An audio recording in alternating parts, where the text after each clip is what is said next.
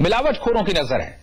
बाजार में बिक रहे किस सामान पर भरोसा किया जाए और किस पर नहीं, ये लोगों के लिए बड़ी मुश्किल का सबब बन गया है। महीना पाक रमजान का है और ऐसे में बाजार में बढ़ी मांग को पूरा करने के लिए और अपना मुनाफा बढ़ाने के लिए धंधेबाज कुछ भी करने को तैयार है। बात इसी खबर की करेंगे। शुरू करते हैं मिलावट के सौदागर।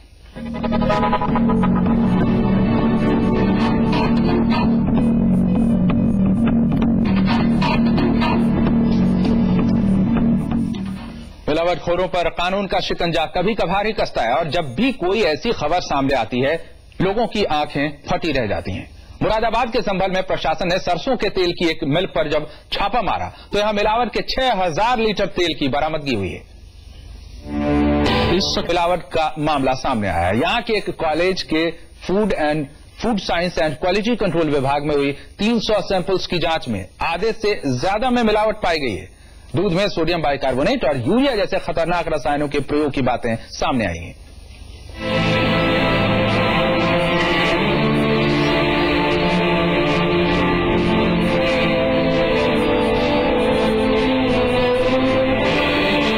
मेरठ में इन दिनों मिलावटी दूध धड़ल्ले से खुलेआम बिक रहा है। जी हां, ये बात मेरठ के रघुनाथ गर्ल्स कॉलेज में हुई एक जांच में सामने आई है। कॉलेज में 300 दूध सैंपल्स की जांच की गई, जिनमें आधे से ज्यादा सैंपल्स में भारी मिलावट पाई गई। दूध ही नहीं बल्कि दूध के अन्य उत्पाद मसलन दही, मट्ठा, खोया और मक्खन में भी बड़े स्तर पर मिलावट देखी गई। दूध में यूरिया, सोडियम बाइकार्बोनेट और डिटर्जेंट की मिलावट की गई थी। इसमें से हमें दूध में पाया गया है सोडियम बाइकार्बोनेट पाया गया है, यूरिया पाया गया है, डिटर्जेंट पाया गया है, जिनकी सबसे अधिक मात्रा पाई गई है दूध में। जहरीले रसायनों से बने इस दूध से लीवर खराब होने की आशंका बनी रहती है। यही नहीं, मिलावटी दूध पीने से आंतों में जख्म होने के साथ ही त्वचा रोग भी हो सकते हैं। लेकिन प्रशासन की लाख कोशिशों के बाद भी मेरठ के लोग मिलावटी दूध के इस्तेमाल पर मजबूर हैं।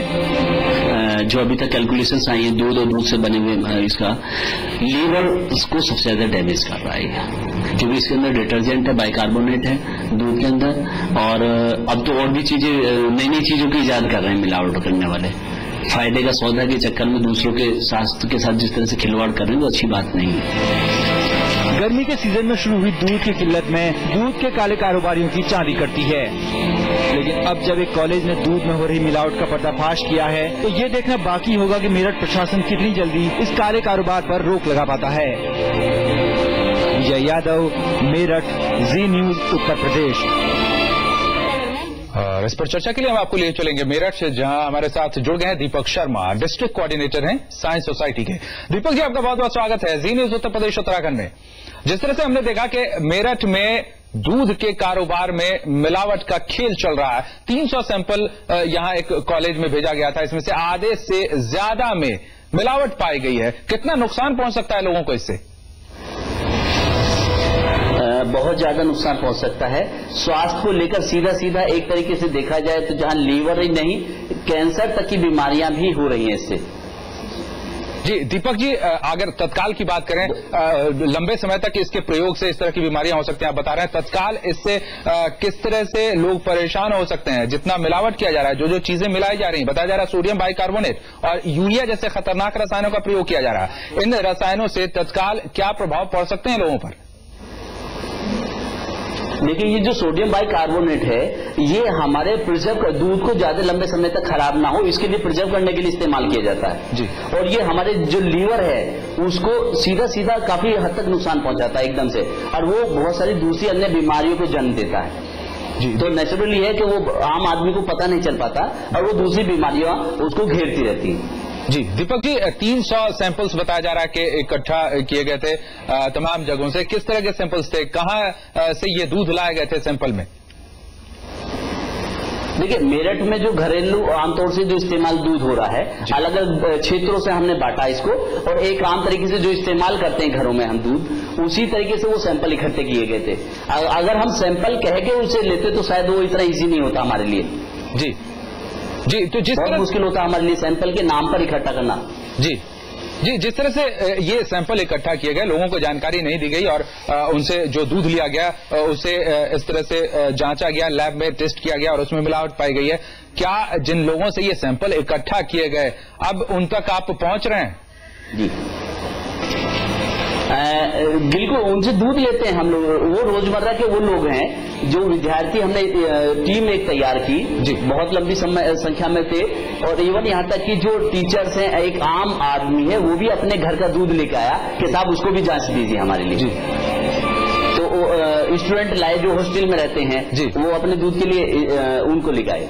जी दीपक जी, सवाल ये है कि आप सैंपल्स आए हमारे पास इकट्ठे जी, अब जब लैब में इस तरह से जांच में पाया गया कि आधे से ज्यादा 300 सैंपल थे, इसमें से आधे से ज्यादा में मिलावट पाई गई है, तो क्या जो सोर्सेज हैं जहां से ये दूध इकट्ठा किया गया था, जहां से ये सैंपल लिए गए थे, उन लोगों के नाम पते ये होंगे? क्या कार्रवाई हो रही है? केवल ये एक महज जांच तक बात सीमित रह जाएगी?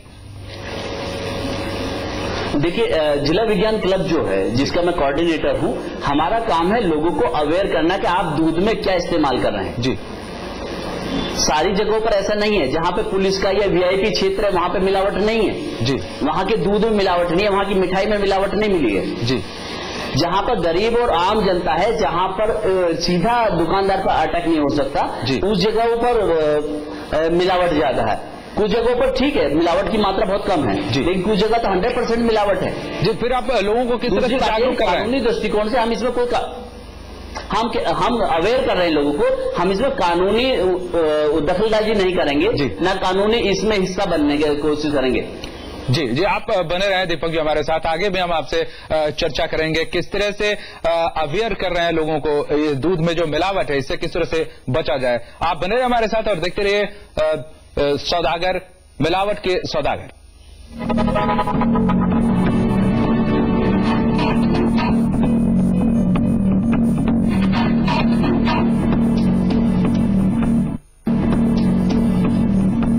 मिलावट के सौदागर में ब्रेक के बाद आपका एक बार फिर से स्वागत है। आपने देखा मेरठ में किस तरह से दूध में मिलावट का कारोबार चल रहा है।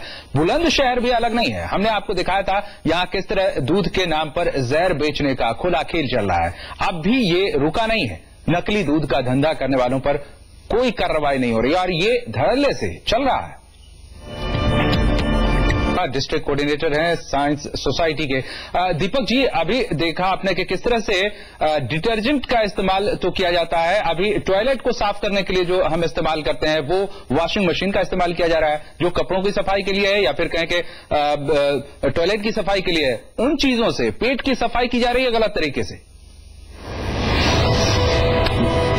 हाँ बिल्कुल, ये सुन के मुझे इतना अजीब सा लग रहा है ये बुलंदशहर वाला मामला, जैसे अभी बताया आपने जी, टॉयलेट वाला जो आप डिटर्जेंट इस्तेमाल कर रहे हैं जी, सचमुच ये लीवर को देखिए। एक चीज और है यहाँ पर कि दूध को लेने के लिए जो भैंस के पहले इंजेक्शन लगता था ना जी, ऑक्सीटॉक्सी का जी, उस इंजेक्शन को अब काफी रोक दिया गया है, तो अब उसका नया विकल्प खोज लिया है लोगों ने जी।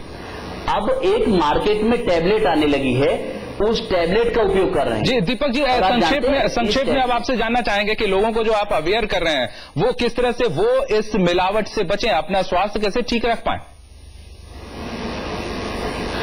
देखिए, सीधी सी बात है कि एक तो दूध जो है अपनी आंखों का अगर जितना कोशिश करें ले जी। एक चीज और है कि दूध देने वाली जो भैंसे हैं उनसे जो रोटी के अंदर टैबलेट मिला के जो दे रहे हैं उसे कोशिश कर रहे हैं कि पकड़ पाए उसको, और कोशिश करें कि दूध अपने जानकार से ही ले, अनजान आदमी से ना ले, कोशिश ये करें जी। आपका बहुत बहुत धन्यवाद Deepak Sharma ji, district coordinator science society के मेरठ से हमसे जुड़े हुए थे, जो बता रहे थे कि लोग किस तरह से जागरूक हों मिलावटी दूध को लेकर और ये तय करें कि दूध जो वो पी रहे हैं अपना स्वास्थ्य बनाने के लिए वो उनके स्वास्थ्य से खिलवाड़ न करें। मिलावट के सौदागर में फिलहाल इतना ही।